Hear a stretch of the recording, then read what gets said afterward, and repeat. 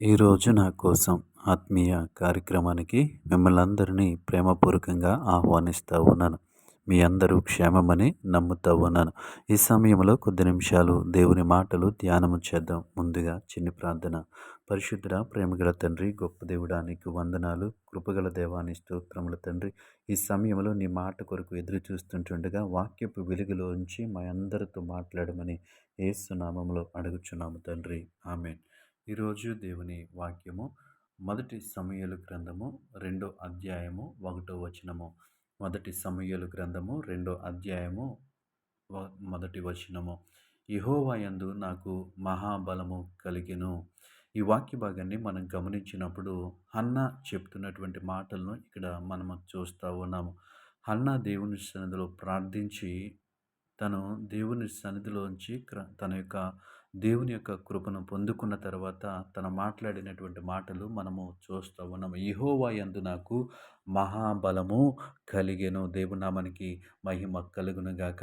ఎందుకు ఆమెకి మహాబలము ఎక్కడ నుంచి వచ్చింది, ఎలా వచ్చింది అని మనం ఆలోచించినట్లయితే దేవుని సన్నిధిలో ప్రార్థించినప్పుడు, దేవుని సన్నిధిలో కన్నీరు కార్చినప్పుడు ఆ ప్రార్థనకు దేవుడు తనకి సమాధానం ఇచ్చాడు. తన మీద ఉన్నటువంటి నిందను ఆయన తొలగించాడు. అయితే ఎక్కడిది ఆ బలము అంటే యెహోవా యందు నాకు బలము. అది మామూలు బలము కాదు. మహాబలము కలిగిన దేవునామానికి మహిమ కలుగునుగాక. దేవుని మీద ఆధారపడినప్పుడు, దేవుని యందు నమ్మకం ఉంచినప్పుడు, దేవుని యందు విశ్వాసం ఉంచినప్పుడు, దేవుడు చేసినటువంటి కార్యమును బట్టి మనకి బలమొస్తది.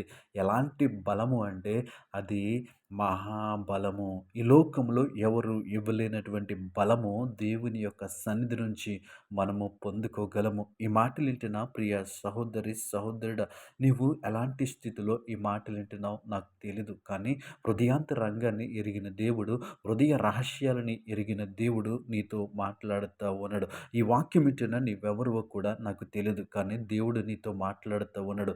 ఆయన నీకు బలముగా ఉండటానికి ఇష్టపడుతూ ఉన్నాడు. అది మహాబలము. ఆయన నీకు మహాబలముగా ఉండటానికి, నీకు మహాబలము దయచేయటానికి ఆయన ఇష్టపడుతూ ఉన్నాడు. అందుకే ఆయన నీతో మాట్లాడుతూ ఉన్నప్పుడు నీవు మాత్రమే ఈ వాక్యాన్ని వింటూ ఉన్నావు.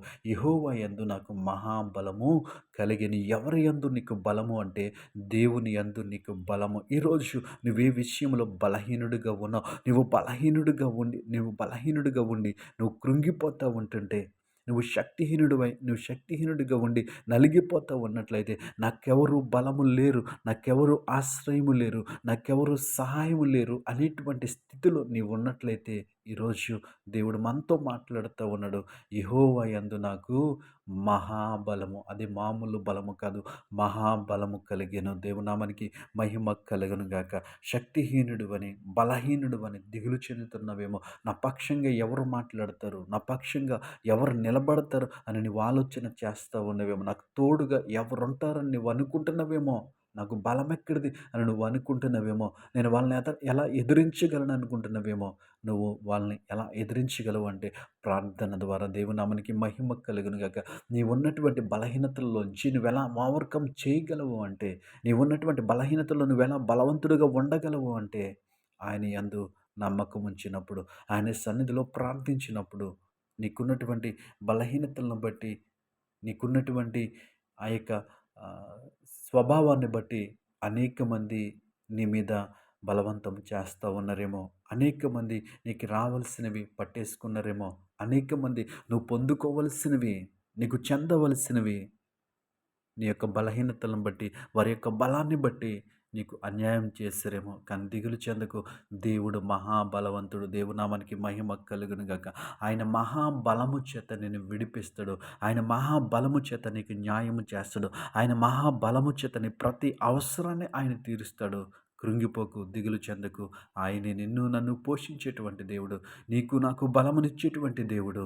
ఎంత మాత్రము దిగులు చెందకుండా దేవుని సన్నిధిలో విశ్వాసముతో కన్నీటితో ప్రార్థించినప్పుడు ఆయన మనల్ని బలపరుస్తాడు, మనల్ని స్థిరపరుస్తాడు. అట్టి కృప దేవుడు మనకి అనుగ్రహించునుగాక. పరిశుద్ధుడా, ప్రేమగల తండ్రి, గొప్ప దేవుడా, ఈ మాటలు విన్న ప్రతి బిడ్డను జ్ఞాపకం చేసుకోండి. వారు ఎవరెవరు ఈ మాటలు వింటున్నారో నీకు తెలుసు. నువ్వెవరితో మాట్లాడుతున్నావో నీకు తెలుసు తండ్రి. నీ మాటలు విన్నటువంటి ప్రతి ఒక్కరిని బలపరచండి. ఏ విషయంలో దిగులు చెందుతున్నారు, ఏ విషయంలో బలహీనంగా ఉన్నారో నీకు తెలుసు ప్రభువా. వారి బలహీనతలను బలముగా ఉండి వారిని ఆదరించమని యేసు నామములో అడిగి వేడుకుంటున్నాం పరమ తండ్రి. ఆమేన్.